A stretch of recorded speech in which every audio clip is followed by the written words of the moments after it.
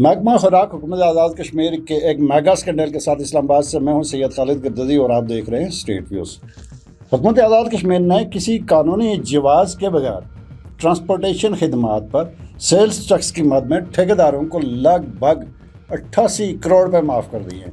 قانون کے مطابق یہ ٹیکس صرف اسی صورت میں معاف کیا جا سکتا ہے جب قومی سلامتی، قدرتی آفات، ہنگامی صورتحال میں قومی غذائی تحفظ یا دو طرفہ کثیر الملکی مفادات یا معاہدات پر عمل درآمد جیسے حالات درپیش ہوں۔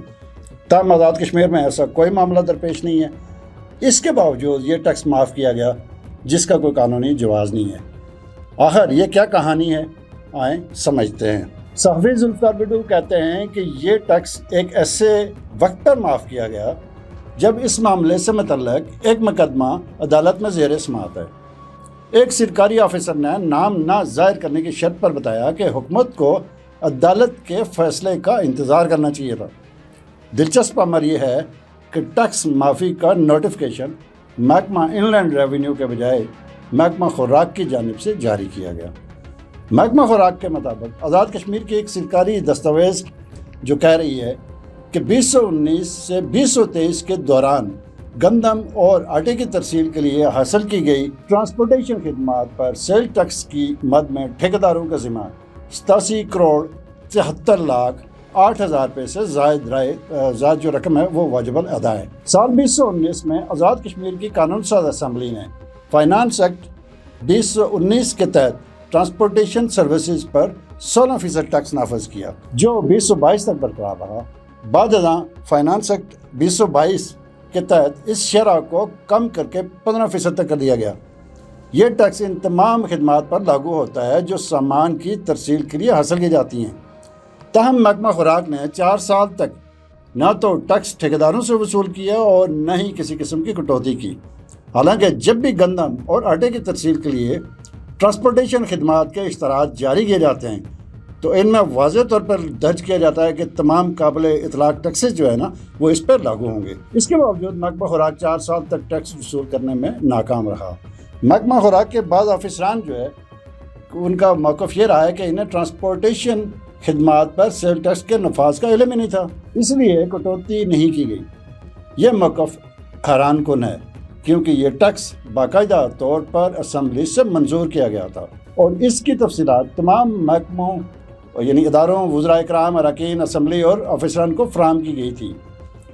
دوسری جانب ٹھیکیداروں کا کہنا ہے کہ انہیں اس ٹیکس کے بارے میں کوئی باضابطہ اطلاع نہیں دی گئی اور نہ ہی ان کے بلوں سے ٹیکسوں کی کٹوتی کی گئی۔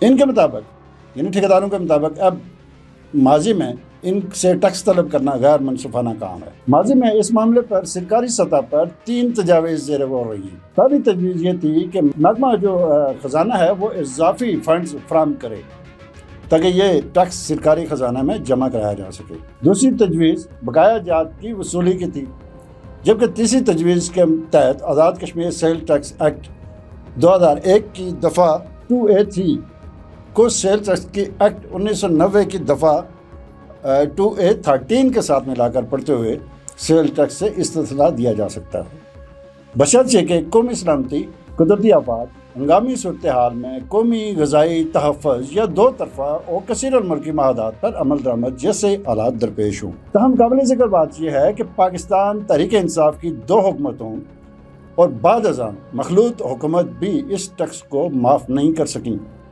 کیونکہ اس کے لیے کوئی قانونی جواز موجود نہیں تھا۔ اس کے برعکس پاکستان پیپلز پارٹی کی حکومت نے یہ ٹیکس معاف کر دیا ہے، حالانکہ ایسی کوئی غیر معمولی صورتحال موجود نہیں ہے جو اس فیصلے کو قانونی جواز فراہم کر سکتی۔ اب یہ ٹیکس کیوں معاف کیا گیا ہوگا؟ آپ سارے سمجھدار لوگ ہیں اور آپ اس کو دیکھ لیں کہ یہ کیوں ہے، کیونکہ معاملہ عدالت میں بھی ہے۔ اہم بات یہ ہے کہ یہ ٹیکس ایک ایسے وقت میں معاف کیا گیا جب حکومت کو رواں مالی سال کے پہلے 9 ماہ یعنی جولائی 2025 سے 31 مارچ 2026 تک کے دوران ٹیکس وصولی میں 18 ارب روپے کا شارٹ فال کا سامنا ہے جو مالی سال کے اختتام تک یعنی 30 جون 2026 تک بڑھ کر 25 ارب روپے تک پہنچ سکتا ہے۔ حکومت نے مالی سال کے لیے ٹیکس وصولی کا ہدف 85 ارب روپے مقرر کیا ہے۔ تاہم موجودہ صورتحال کے پیش نظر اندازہ ہے کہ صرف 60 ارب روپے تک ٹیکس جمع ہو سکے گا۔ اس طرح خطے کی مجموعی آمدنی رواں سال تقریباً 87 ارب روپے رہے گی، جو سرکاری ملازمین کی تنخواہوں اور الائنسز کے لیے ناکافی ہے۔ یہ ہے جناب صورتحال۔ اس پر اگر حکومت یا محکمہ خوراک کوئی اپنا موقف دینا چاہے تو اسٹیٹ ویوز حاضر ہے۔ فی الحال ہمیں اجازت دیجیے۔ اللہ نگہبان۔